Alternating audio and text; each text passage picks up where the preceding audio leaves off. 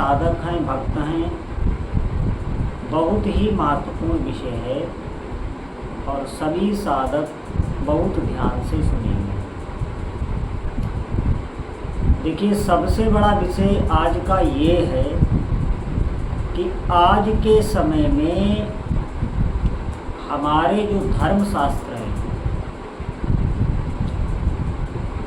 उन पर तरह तरह के तर्क किए जाते हैं और जो हमारा वैदिक हिंदू धर्म है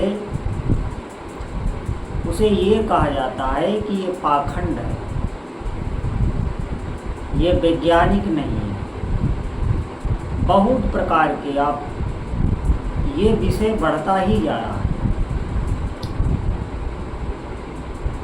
इसमें समझने वाली बात ये है कि पाखंड हिंदू धर्म में नहीं है, पाखंड उनमें है जो ये बात कह रहे हैं। अगर हमारे सनातन हिंदू धर्म की सूक्ष्मता को देखा जाए तो उसकी हर एक क्रिया में प्रकृति की पूजा है, हर एक क्रिया में। ये आप देखेंगे, ये बात ये कहीं नहीं, ऐसे जो तार्किक कुतार्किक हैं, जो जिन्हें हम विधर्मी कह सकते हैं, ये इन बातों का पक्ष कभी नहीं रखेंगे कि जो हमारी प्रकृति है उसको पुष्टता केवल सनातन वैदिक हिंदू धर्म ही देता है और कोई नहीं, विज्ञान तक नहीं। विज्ञान भी दूषित ही कर रहा है। आप देखें, जितने भी वैज्ञानिक भौतिक यंत्र हैं वो प्रकृति को दूषित कर रहे हैं। वो कहीं न कहीं कोई न कोई विषय की गैस छोड़ रहे हैं, कुछ ना कुछ। ये आज जो ये वायुमंडल बना हुआ है, जो भी विकृति प्रकृति में आई है, वो इसी विज्ञान की ही देन है। इस बात को समझिए आप। केवल सनातन वैदिक जो हिंदू धर्म है उसमें आप देखेंगे कोई भी क्रिया ऐसी नहीं है जो परोपकार के लिए ना हो। कोई एक व्रत आप ले लीजिए, कोई एक आप देखो उसमें कि तुलसी माता को जल दीजिए और जो तुलसी माता का पौधा होता है उससे प्राणों का संचार होता है। आप समझें, ऑक्सीजन भी नहीं, उससे प्राण पोषित होते हैं। ये वैज्ञानिक तथ्य मैं आपको बताया, प्रामाणिक। और कहा गया है पीपल को जल दीजिए, दीपदान कीजिए। आप देखें, दीपदान करने का मतलब है कि जो गाय का घी है, तो भारतीय शुद्ध वेद लक्षणा गौ माता होती हैं, उनका घी जब आप प्रज्वलित करेंगे या घी से हवन करेंगे तो उससे हमने महापुरुषों से, क्योंकि हमें तो इतना ज्ञान नहीं है, सीधी बात, लेकिन एक यहाँ पर हम बात रख रहे हैं, हमने महापुरुषों से सुना है कि उससे वातावरण में ऑक्सीजन की मात्रा बढ़ती है और ये वैज्ञानिकों ने भी इसको सिद्ध किया है।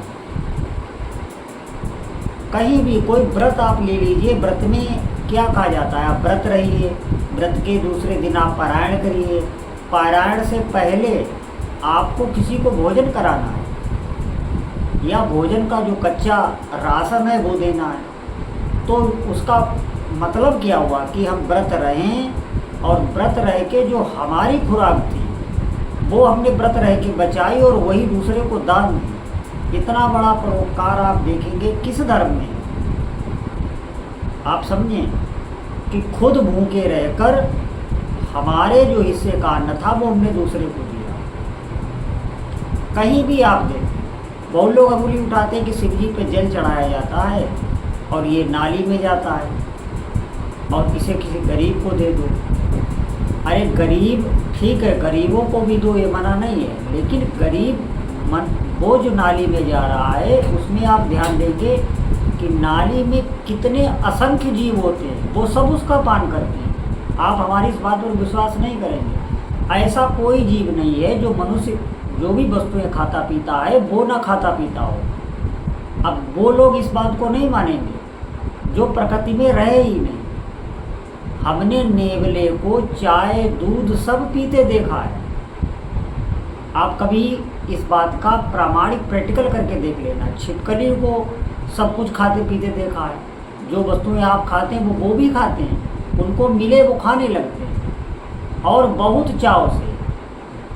आप समझें, क्योंकि उन्हें वो वस्तुएं मिलती नहीं। तो ये भी प्रकृति की पूजा है।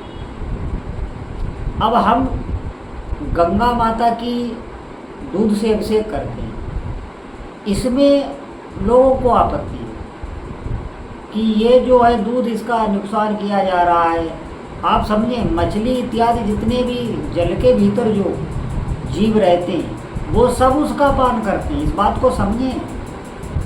जो जीव ना बोल पा रहे हैं, ना अपनी भावनाओं को व्यक्त कर पा रहे हैं, अगर वो भूख से व्याकुल हो रहे हैं, वो किसी से कह नहीं सकते, उनके दर्द हो रहा है वो किसी को बता नहीं सकते, उनकी पूजा, उनको खिलाना पिलाना ये अपने धर्म में ही है। और ये इनकी ये सब बातों के ज्ञानी हैं। इन्होंने गीता उठाई। अब ध्यान दें आप इस बात। इन्होंने जो भी ये जितने भी ऐसे दृष्टांत देते होंगे ये सिर्फ गीता पे बोलेंगे। अच्छा, गीता आई कहाँ से? गीता भगवान ने बोली जरूर है, लेकिन गीता आई है महाभारत से। गीता की जननी महाभारत है।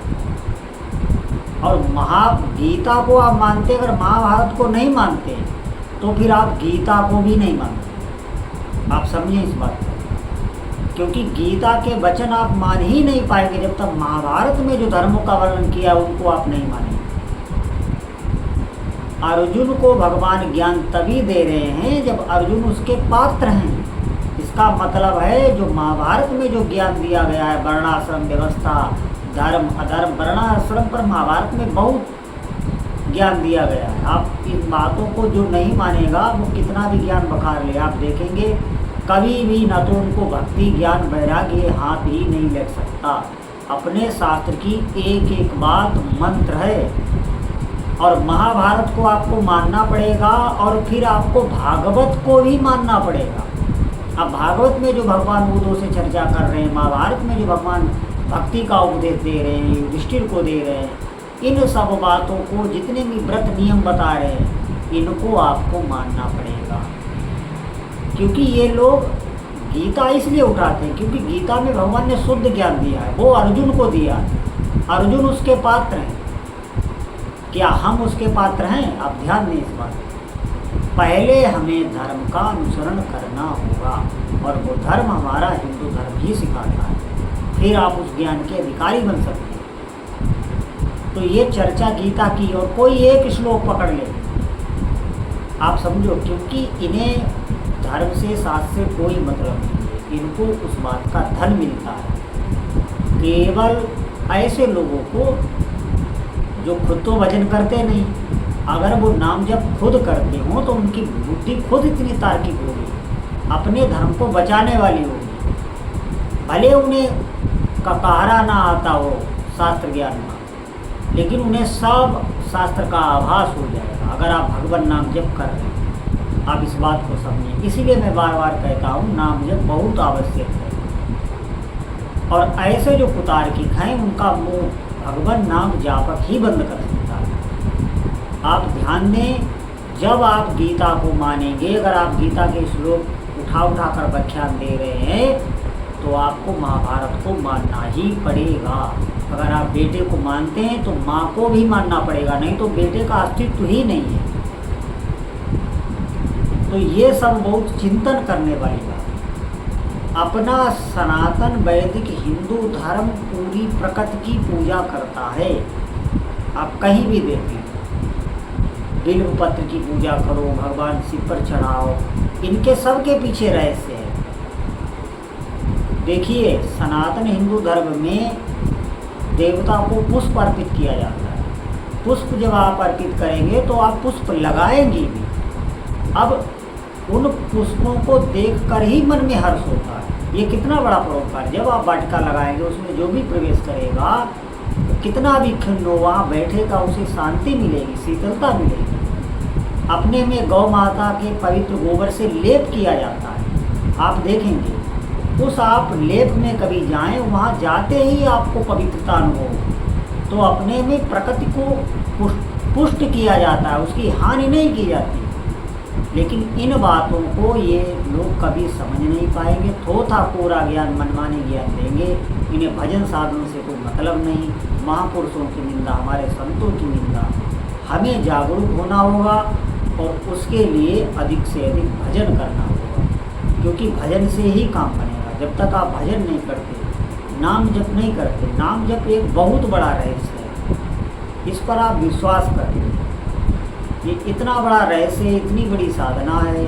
आपको बैठकर जब भी आपको समय मिले, अधिक से अधिक जिह्वा से आप बैखरी गाड़ी से बोल बोल के कैसे भी ज़बरदस्ती इन मन को नाम में लगाएं।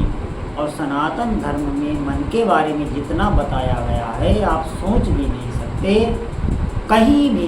जैसे अपने ऋषियों का चिंतन रहा है और उसी का ये सब जूठन जितना भी ये सब बोल रहे हैं, ये सब वहीं से शब्दकोश उठा कर वहीं की बातें और अपना विषयी मन लेकर, बुद्धि लेकर परोस रहे हैं। और हमारे जो भोले वाले भक्त हैं वो उनकी बातों में आ जाते हैं। तो आप खुद ज्ञानी बनिए, भजन कीजिए, और कोई उपाय नहीं। जब आप खूब भजन करेंगे, आप निश्चित मानिए सभी रहस्य अपने आप आपके हृदय में प्रकाशित हो जाएंगे। तो जितने भी साधक हैं, अधिक से अधिक भगवान के नाम का जप करें। बोलो जय जय श्री सीताराम।